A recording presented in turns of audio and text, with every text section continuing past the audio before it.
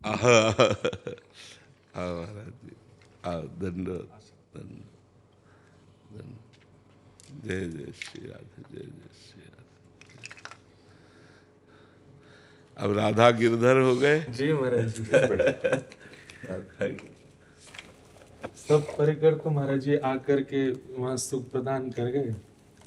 मैंने भी एक बार महाराज जी को ना प्रणाम किया।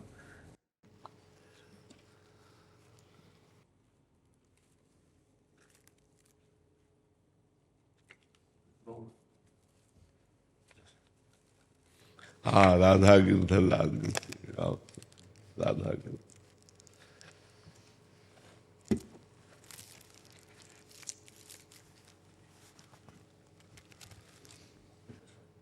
तीनों लोग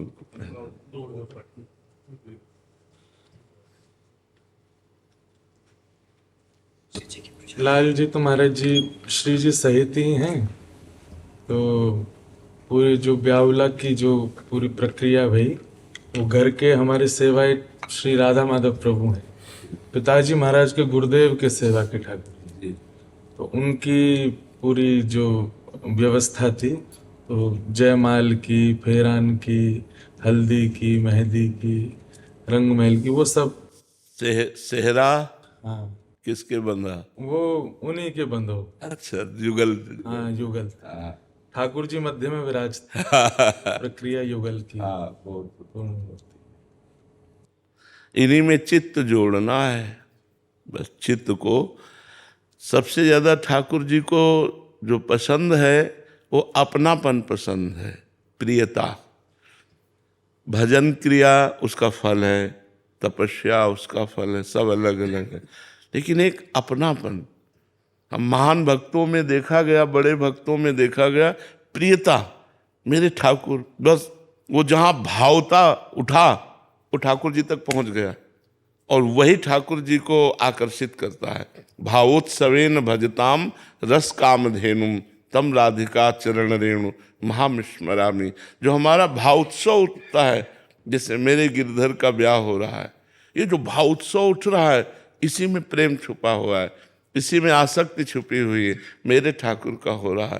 तो इस आसक्ति से भगवान का जो हम कृपा प्रसाद प्राप्त कर सकते हैं, वो किसी साधना से नहीं।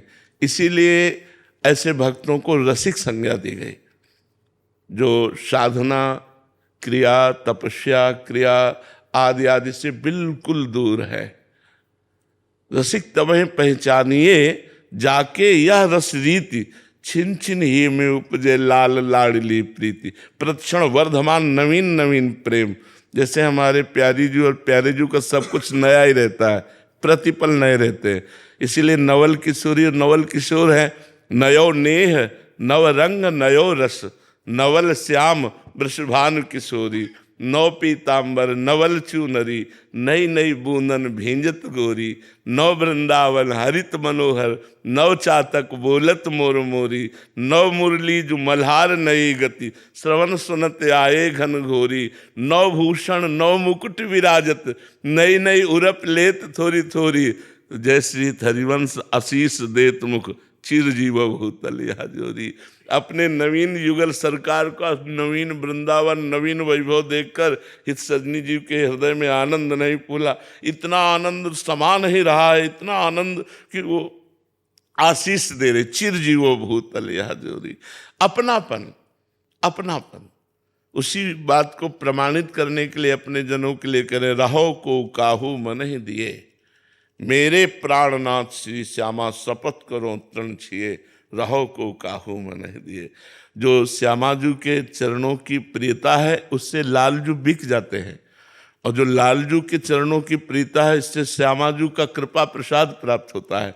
लाल रंगीलो गाइए ताते प्रीति रंगीली पाइए, और ललित रंगीली गाइए ताते प्रेम रंग रस पाइए। तो प्रीतम और प्यारी, ये दो हमारे नेत्र हैं। इनमें कौन प्रिय है?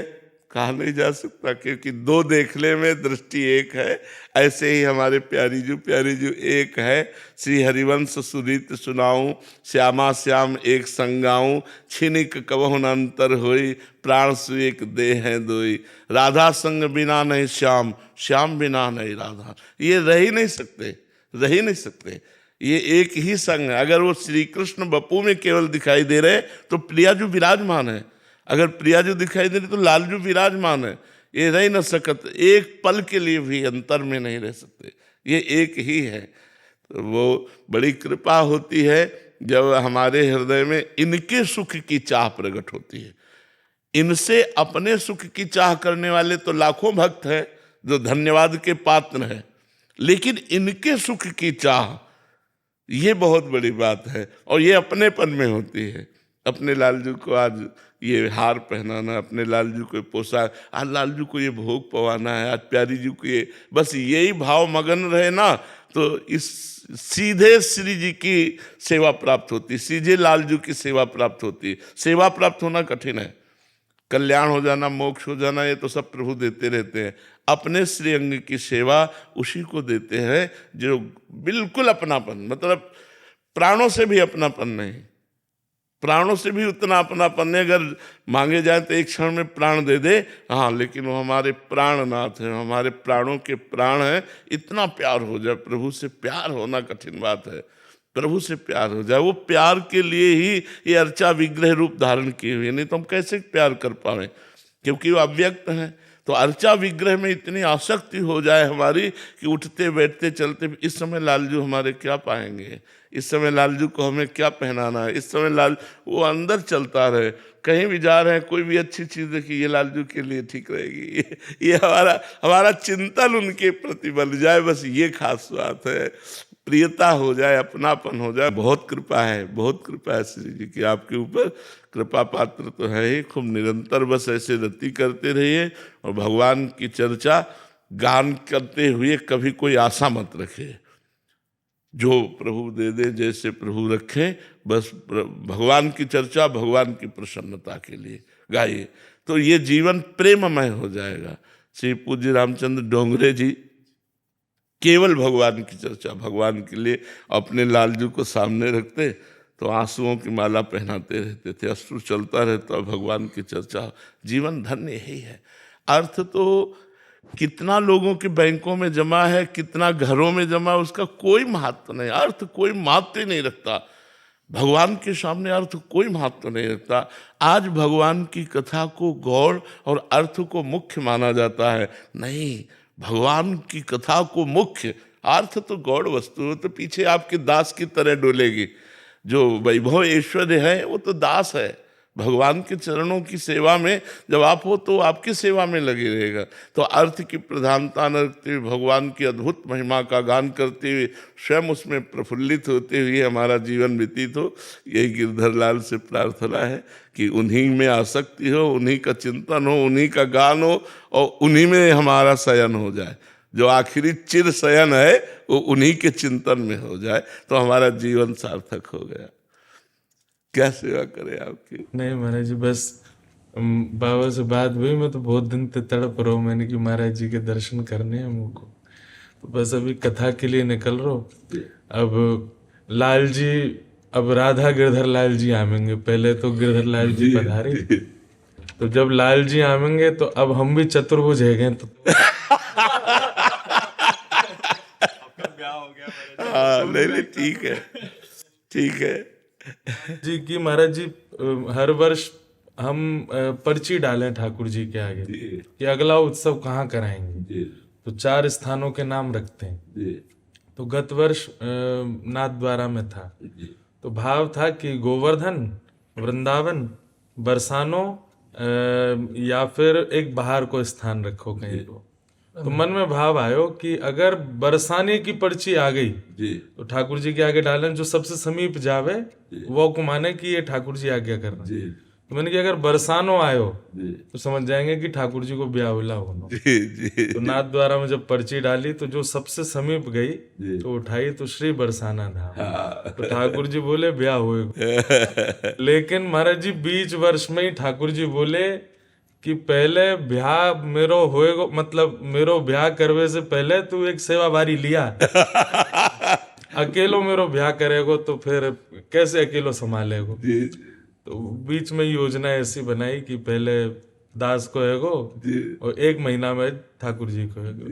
लेकिन महाराज जी जितनो मन में उमंग और आनंद और उत्साह ठाकुर जी के ब्याहुला को भयो, कि कैसे भी ठाकुर जी को ब्याह हो, मधुर हो, आनंद में हो, तो एक बार और मैं लाल जी के सहित हम कृपा कीजिएगा, दर्शन करेंगे जरूर। तब आऊंगा और बाकी संग में भी लाऊंगा परिवार को, तो सहित दर्शन कर भी आऊंगा। जरूर एक चुनरी दे दो, सखी को दे देंगे चुनरी एक से। आपको स्वास्थ्य अनुकूल है महाराज जी? बस ये है कि श्री जी की कृपा से चल रहा है, बस चल रहा है। बस लाडली जी और सब संतों की कृपा है तो बहुत सुंदर चल रहा है। हमें भगवत चर्चा करने को मिलती है, हमारी दिनचर्या चल रही, पर इतनी बड़ी कृपा है। अब दिनचर्या चल रही सब तो हम राजी हैं, जितना कष्ट मिले उस पर कोई परेशानी नहीं। दिनचर्या हमारे लिए बहुत माननीय है, जो जिसमें आप स्वयं की दिनचर्या और समाज की दिनचर्या दोनों का पालन हो रहा है। जो अपनी दिनचर्या साधना की वो चला रहे और जो भगवत सेवा समाज की है वो चल रहे, इसलिए मन में उत्साह बना रहता है और आप सबका आशीर्वाद चलता ही रहेगा जब तक जीवन है। महाराज जी आप असंख्य वैष्णव और ब्रजवासिन के प्राण हैं जी।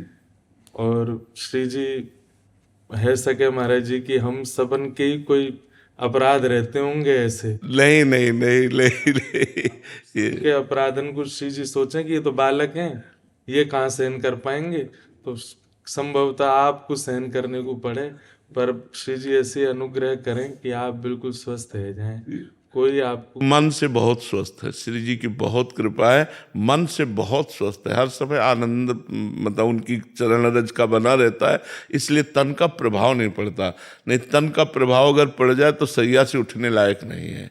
मन बहुत आनंदित रहता है, बस इसी से सब चलता रहता है। मन आनंदित है तो हर स्थिति में आनंद बना रहता है, चाहे जैसे शरीर की परिस्थिति हो वो मन तैयार रहता है। अगर मन कहीं बीमार हो जाए तो गड़बड़ हो जाए, फिर ये मन आनंदित रहना चाहिए।